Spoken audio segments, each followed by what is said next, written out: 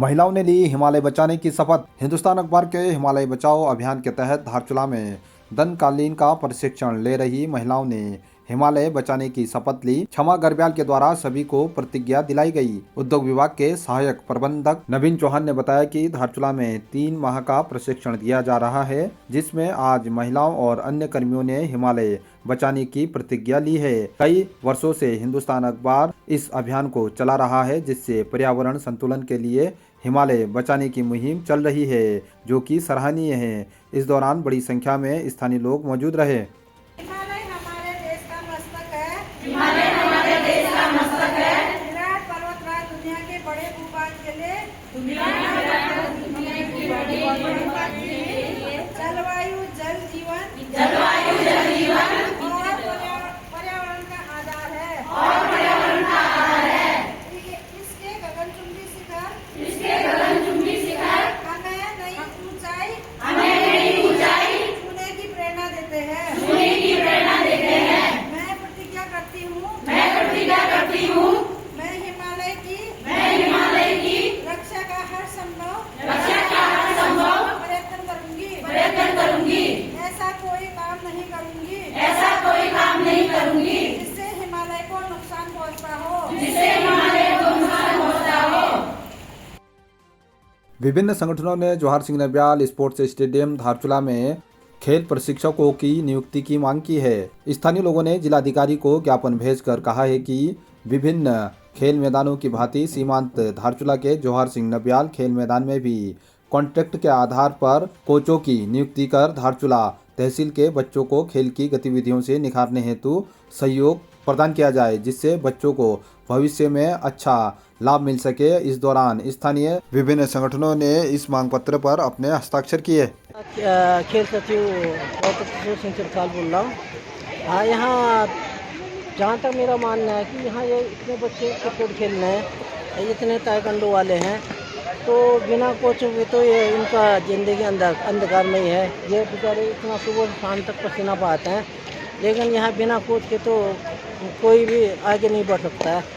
ये भी ताइक्वांडो वाले कोच थे, उनका भी शायद मेरे ख्याल से नहीं बढ़ा शायद उनका एग्रीमेंट, पता नहीं क्या होता है।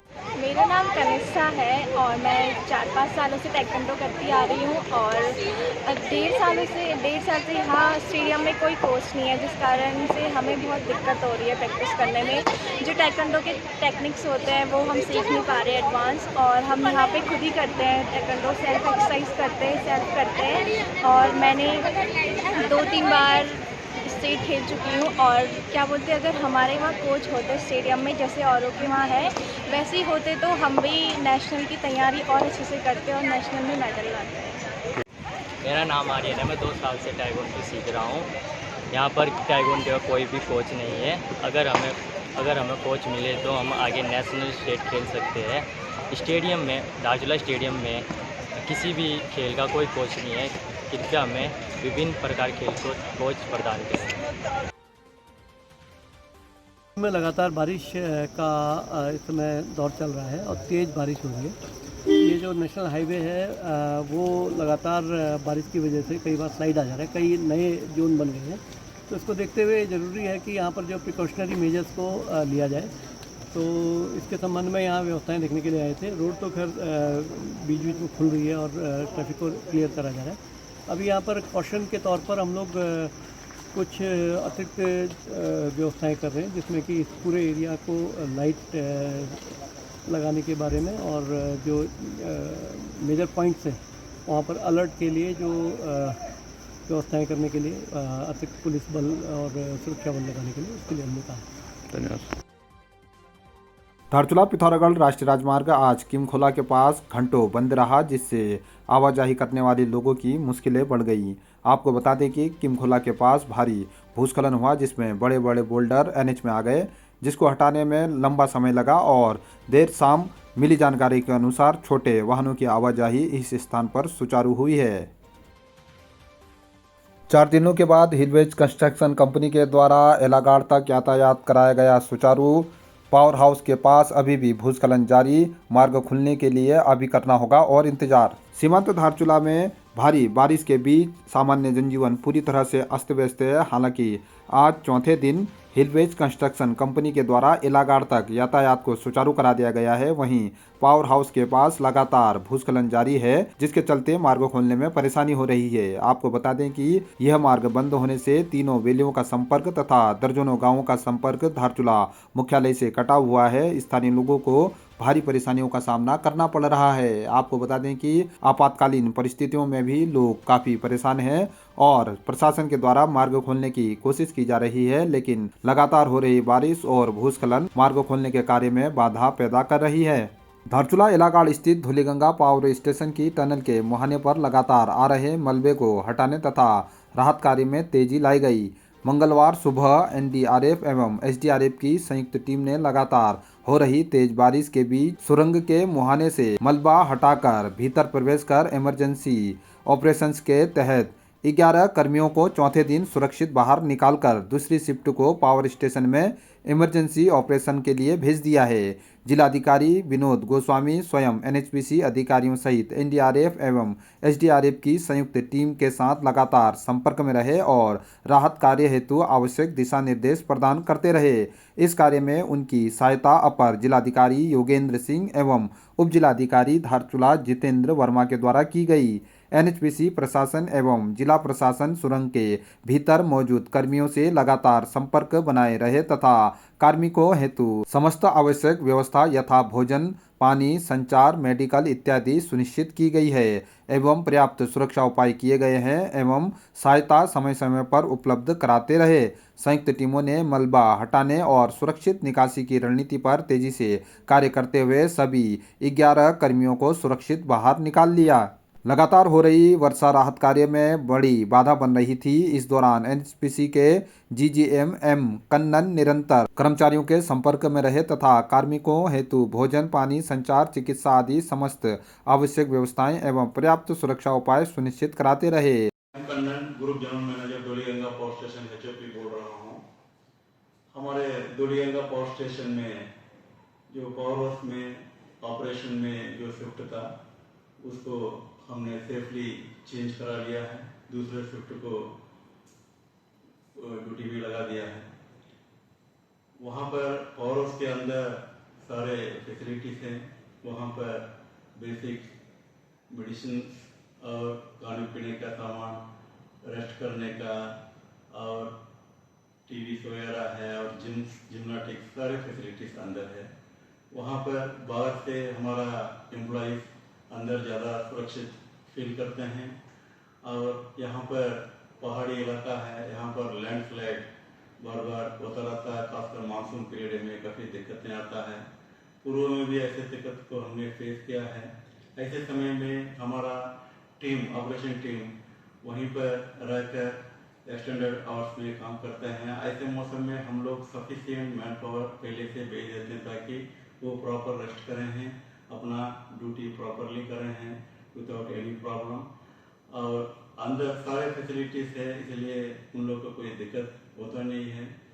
और हमें जनरेशन करना बहुत ही इम्पोर्टेंट है। हमारा अंडरग्राउंड पावर हाउस है, इसलिए हमारा जो मेंटेनेंस टीम का कुछ जानकार लोग हैं उनका भी मौजूद होना बहुत आवश्यक है। हमें लोकल एडमिनिस्ट्रेशन से पूरा मदद मिला है इसमें थोड़ा शिफ्ट चेंज करने में। और खासकर डीएम साहब, एसडीएम साहब, एसपी मैडम और तहसीलदार साहब और उनके जो पुलिस प्रशासन का सारी टीम, सीएसएफ, आर्मी सभी ने पूरा मदद किया है। और जो बीआरओ और जो रेलवेज का है उन्होंने भी जो सड़क क्लियर करने में पूरा मदद किया है। अभी मानसून का पीरियड था, कल भी हमने कोशिश किया था, रोड ब्लॉक था तो हम पहुँच ना पाए हैं। आज क्लियर हो गया तो फिर सारे शिफ्ट चेंज हो गया है। ये ऐसे इलाका में ऐसे लैंडस्लाइडिंग होता रहता है, इसमें हमें लोकल एडमिनिस्ट्रेशन का पूरा मदद मिला है। हमारा एम्प्लॉइज सारे अंदर सेफली रहते हैं, कोई दिक्कत नहीं है। ऐसे कंडीशन में हमें काम करने में पहले ही हमें ट्रेंड है। हमारा टीम अच्छा सा वो नेशन बिल्डिंग के लिए काम करते हैं। धन्यवाद। धारचूला नगर में कई स्थानों पर खांसी की दवा के छोटे बोतल अलग अलग स्थान पर फेंके हुए दिखते हैं। कुछ दिनों पूर्व नगर की एक गली में अधिक मात्रा में खांसी की दवा के बहुत सारे बोतल दिखाते हुए एक स्थानीय के द्वारा इस दवा के दुरुपयोग की बात कहते हुए चिंता व्यक्त की गई थी। सरकार के द्वारा अब कई दवाओं को बिना डॉक्टर की पर्ची के देने पर प्रतिबंध लगा दिया गया है और दवा के दुकानों पर भी बिक्री होने वाली ऐसी दवाओं पर भी सख्ती बढ़ाते हुए बेचने के नियम को भी सख्त बना दिया गया है। हालांकि सीमांत में भारत और नेपाल के युवा नशीली दवाओं का प्रयोग कर रहे हैं, इसमें कोई दो राय नहीं है, लेकिन इन दवाओं को किसके द्वारा बेचा जा रहा है इसकी जाँच होने की आवश्यकता है। साथ ही क्षेत्र में अवैध शराब चरस का बढ़ता कारोबार युवाओं को दिशाहीन कर रहा है। इस बड़ी समस्या की ओर जानते हुए भी शासन प्रशासन का ध्यान आकर्षित होता हुआ जमीनी स्तर पर नहीं दिख रहा है और जनप्रतिनिधियों के द्वारा भी इस पर कोई चर्चा नहीं की जा रही है। कुल मिलाकर गंभीर समस्या को गंभीरता से लेने की आवश्यकता है। नमस्कार दोस्तों, मैं Yogendra Singh Bisht Dharchula block medical store association का कोषाध्यक्ष बोल रहा हूँ। हाल ही में तथाकथित न्यूज चैनल द्वारा एक वीडियो प्रसारित किया गया था जिसमें यह दिखाने का प्रयास किया गया कि धारचूला क्षेत्र के सभी मेडिकल स्टोर नशे के व्यापार में संलिप्त हैं। यह समाचार पूर्णतः भ्रामक, असत्य और निराधार है। हमारे ब्लॉक के सभी मेडिकल स्टोर पंजीकृत फार्मासिस्ट के अंतर्गत संचालित हैं। किसी भी पंजीकृत मेडिकल स्टोर द्वारा किसी भी प्रकार की नशीली दवाओं का अवैध क्रय विक्रय नहीं किया जाता है। यह वीडियो समाज में गलत अफवाह फैलाने और मेडिकल व्यवसाय की छवि धूमित करने का प्रयास किया गया है। हमारा संगठन इस तरह के आरोपों को कड़े शब्दों की निंदा करता है। साथ ही यह स्पष्ट करता है कि धारचूला ब्लॉक के फार्मासिस्ट हमेशा जन स्वास्थ्य की सुरक्षा के लिए प्रतिबद्ध हैं। धारचूला ब्लॉक के फार्मासिस्ट हमेशा जन स्वास्थ्य की सुरक्षा के लिए प्रतिबद्ध है। हम समय समय पर युवाओं एवं छात्रों में नशा मुक्ति और दवाओं के जिम्मेदार उपयोग के लिए जागरूकता अभियान चलाते हैं। इसलिए हम जनता से अपील करते हैं कि ऐसी भ्रामक समाचारों पर विश्वास न करें और यदि किसी को किसी भी मेडिकल स्टोर पर अनियमितता दिखती है तो सीधा प्रशासन व एसोसिएशन को अवगत कराएं। धन्यवाद। योगेंद्र सिंह बिस्ट। मैं फिर से एक बार आप सभी को यह बताना चाहता हूं कि हम हमेशा नशे के खिलाफ बोलते हैं और बोलते रहेंगे। धन्यवाद।